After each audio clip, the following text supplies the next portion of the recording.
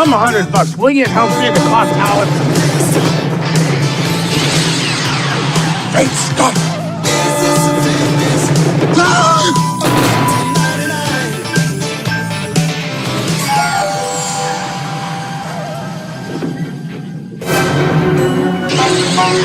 The 0.21 seconds.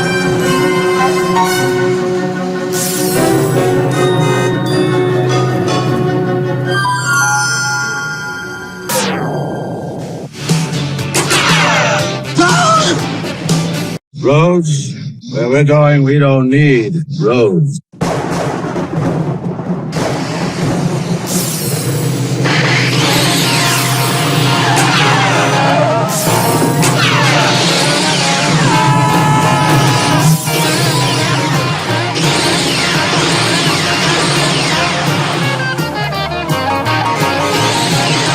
A severe thunderstorm is heading for Hill Valley.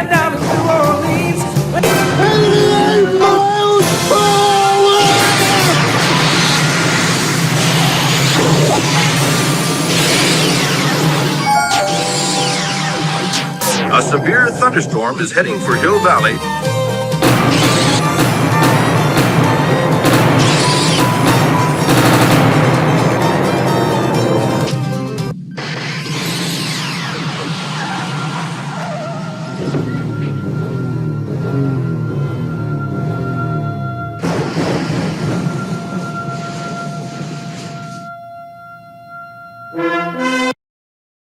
Jesus Christ, Doc, you disintegrated Einstein!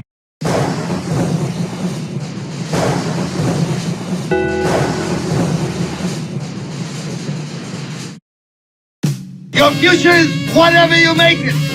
So make it a good one.